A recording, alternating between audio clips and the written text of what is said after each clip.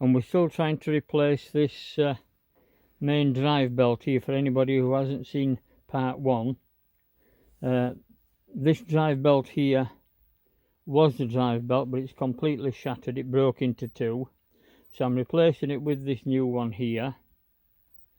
And what we need to do is to get this belt over this pulley at the back, in front of this shaft here, which carries the forks for the variator pulley. And then once we've done that, quite simply fish it through that gap there. Let me put the torch inside.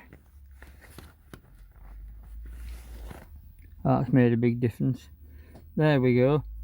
So we need to get this belt through this gap between the edge of the pulley and this casting here. We can see that the belt is too wide to go through at the moment, so the suggestion might be to twist it through 90 degrees to pass it through sideways through that gap there. But it's 22mm wide and quite stiff to bend.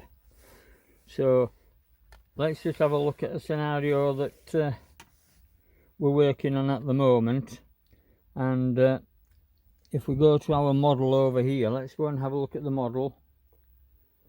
So what the thoughts were initially, that we had a shaft system off to the right of this pulley, which is inside the lathe headstock.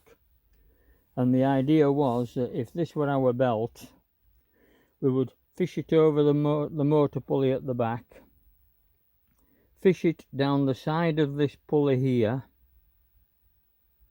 like that, which is inside the headstock, lip it over the flange and pull it tight, and then put the side wall of the pulley back on the motor, and that should be it.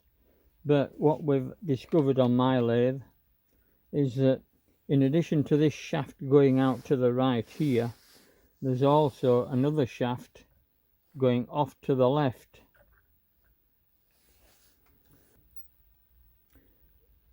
So that pulley that we're trying to get the belt onto is actually suspended between 2 shafts. So the idea is this shaft here comes through the side of the lathe casting wall, and then it resides in a bracket fastened to the side of the lathe like that.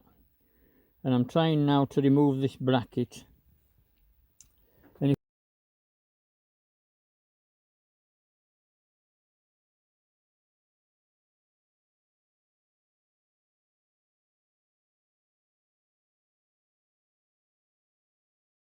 So it's not looking good for removing that plate.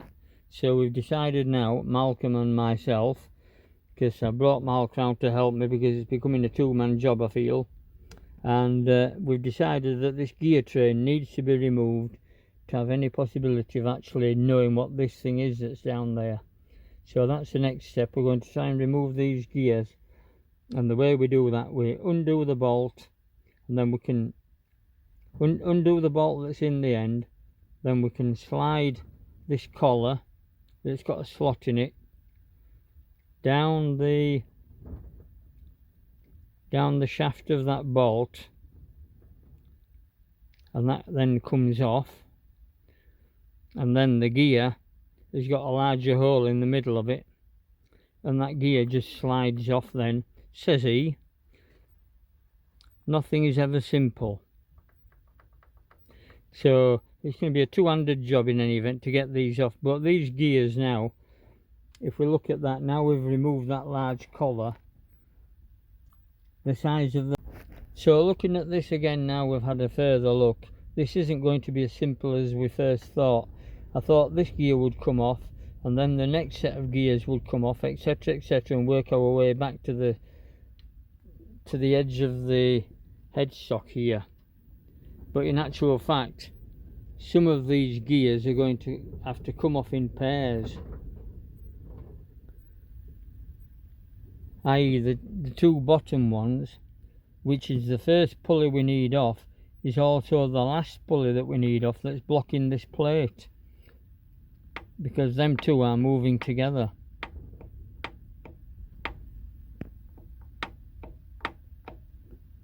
And I can't get this gear off because this gear here is hidden behind another gear, so they're going to have to come off quite horribly. It's going to be a bit of a shambles. I'm going to have to label all these gears up. Thoughts were to paint each of these pulleys a different colour, so we ended up with a green one, and then we decided that the best way might be to number them with Tipp-Ex, which is what we've done here. So this outer shaft here is number 3, and I do like to put the same bolt back where this bolt came from, etc., and the collar that goes with it. So I've marked up the bolt and the collar and the gear, and I've also marked on each of the shafts where that gear goes. Maybe that will come off even, who knows. I don't know whether that will come off with it or whether the gear will stop at this point where my finger's moving there. I'm not sure. We'll have to address that situation when we get to it, because we don't know what's going to happen with this gear train. But what we decided to do was, with the Tipp-Ex,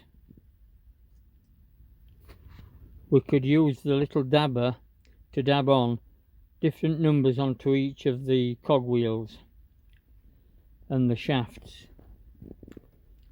So number 3 is down here, and I've got a number 3 on that shaft there, if that orange shafty piece stays on the lathe.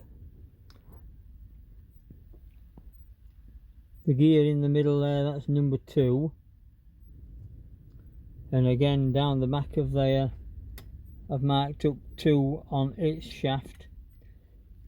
And the first gear I tried to remove down at the bottom, that's numbered number 1, and that's attached to the other gear that's at the bottom, and that's got a number 1 on it as well.